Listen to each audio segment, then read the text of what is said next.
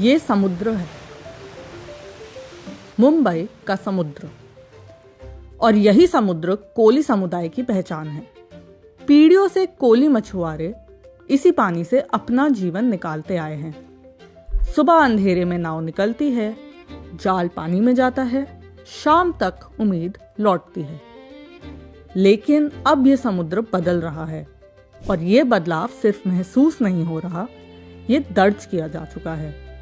जैसे जन्म हुआ तो हमको समुद्र से ही नाता हो गया।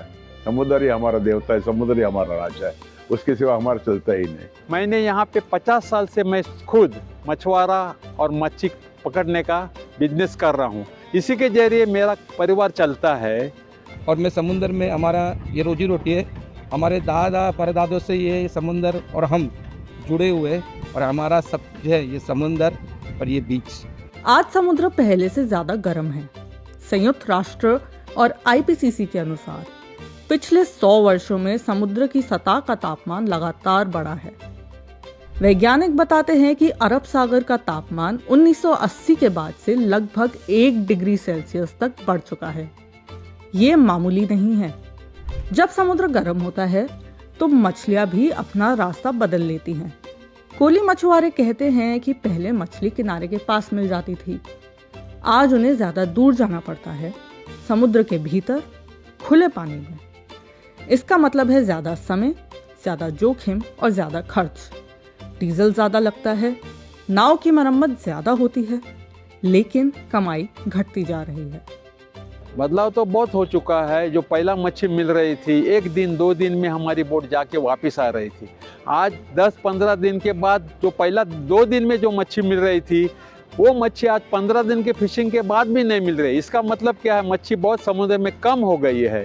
कि मच्छी कम होने के वजह से हमारे धंधे का जो खर्चा है, जो खर्चा नहीं निकल रहा है, जो उनका डीजल इंजन है, मैकेनाइज्ड बोट है, उसको डीजल लगता है, डीजल का खर्चा है। फिर मच्छी पकड़ने का बाद उसको आइस लगता है, बर्फ़ लगता है, उसका खर्चा है।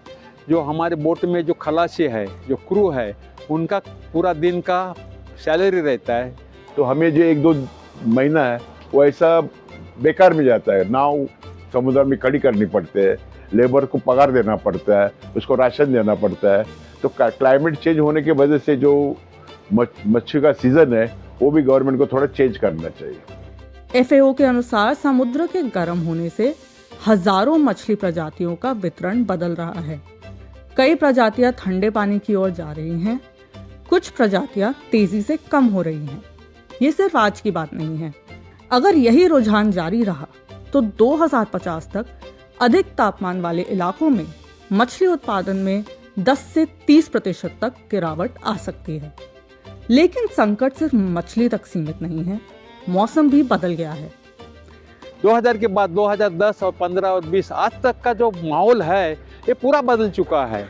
क्लाइमेट चेंज हो चुका है। आजकल तो मौसम का कुछ ठिकाना है। देखो, आज दिसंबर आया फिर भी बारिश हो रही है। पहला बारिश तो जुलाई के 15 अगस्त के बाद बंद होती थी। आज बारिश हो रही है। आज ठंडी के मौसम में भी गर्म हो रहा है। जो एक साल में एक तूफान आता था, अभी आप देखो, आपको मालूम होगा कि हर साल में 5-6 तूफान आते हैं। क्लाइमेट चेंज के वजह से पूरा गर्मी बढ़ गई है। इसका सीधा असर मच्छी के ऊपर हो रहा है। जो यहाँ वर्सोवा गांव में 600 बोट थी जो नाव चल रही थी फिशिंग की, तो आज उसका 100 बदल गया है, 100 हो गए, सिर्फ 100। मतलब 500 बोट इस सब क्रैप में निकल गई, या तो बंद पड़ी है या तो मछुआरे उनसे मच्छी पकड़ने का बिजनेस नहीं कर रहे हैं। अरब सागर में तेज और अत्यंत गंभीर चक्रवात अब पहले से ज्यादा बन रहे हैं। इसका मतलब है मछुआरों के लिए समुद्र में सुरक्षित दिन कम हो गए हैं। पहले मौसम को देखकर अनुभव से अंदाजा लग जाता था, हवा की दिशा, लहरों की चाल। अब मौसम अचानक बदलता है, तेज हवा चल पड़ती है, लहरें ऊंची हो जाती है और छोटी नाव के लिए ये जानलेवा हो सकता है। एक और खतरा है समुद्र का बढ़ता स्तर। पिछले 100 सालों में वैश्विक समुद्र स्तर लगभग 20 सेंटीमीटर बढ़ चुका है और इसकी रफ्तार तेज होती जा रही है।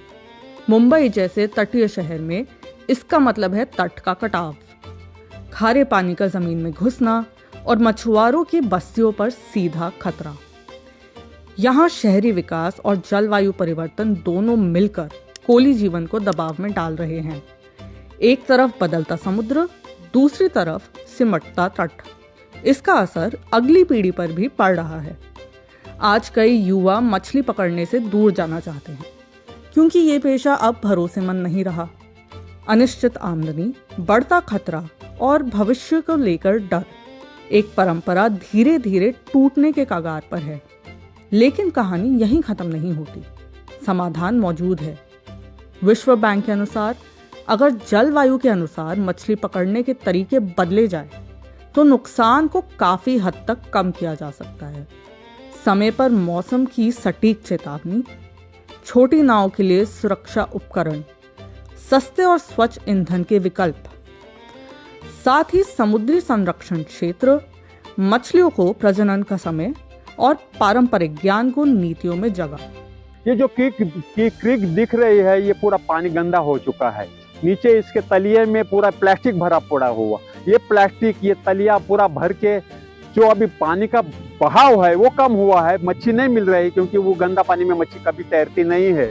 सीलिंग का मेंटेनेंस डिपार्टमेंट जो गोताखोर नीचे जा रहे, वो क्या बोल रहे, वो केरला से कन्याकुमारी से आए हुए, तो वो लोग डुबाते हैं तो बोलते हमारे नाक में इतना स्मेल आता है ये पानी का, दूसरे स्टेट में किधर नहीं है।